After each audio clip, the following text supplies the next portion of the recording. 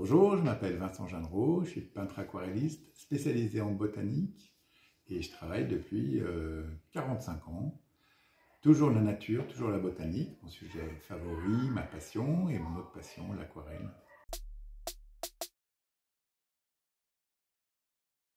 Je vous présente la rose Knockout, une rose qui a obtenu le prix de la plus belle rose du monde en 2001. La Société des roses mondiales m'a demandé de peindre le portrait de cette rose et j'ai eu beaucoup de plaisir à peindre l'évolution du bouton jusqu'à la fleur la plus âgée avec des pétales qui sont tombés, de jeunes pousses de feuillage un peu rouge, signe de jeunesse, et puis les plus abîmées, les plus anciennes. Donc sur cette planche, il y a un peu tous les stades, une rose qui est tombée ici, les jeunes boutons, les jeunes pousses qui arrivent.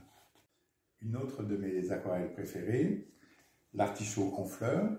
J'ai beaucoup aimé travailler la base avec une superposition de couleurs violette, pourpre sur du vert, sans que ça se mélange et que ça devienne marron. C'était un petit peu technique.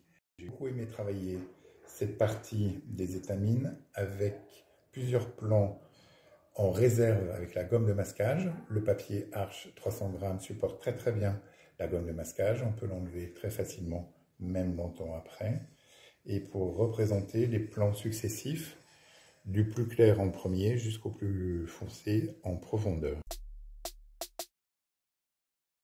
Je vais vous présenter ma technique de hachure croisée, c'est-à-dire je vais croiser des hachures pour monter l'intensité des valeurs dans le foncé, tel le graveur qui utilise des hachures noires de plus en plus pour aller dans l'ombre et en réservant des zones plus claires, sans couleur pour les blancs et quelques petites hachures pour suggérer un rose très pâle. Et je vous montre, je descends dans l'ombre du pétale et je vais revenir en croisant dans une autre direction des hachures pour intensifier mon dépôt de couleurs de plus en plus foncées.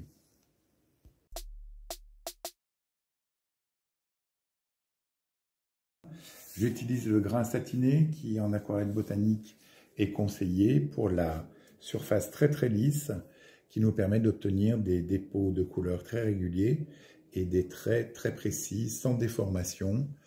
Un papier 300 grammes qui garde beaucoup l'humidité, longtemps, ce que l'on recherche à l'aquarelle.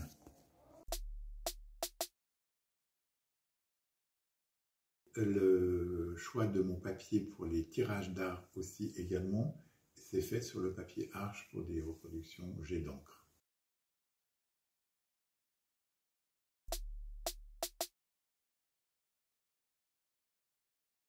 Si je devais résumer en un mot le papier Arches, ce serait l'excellence.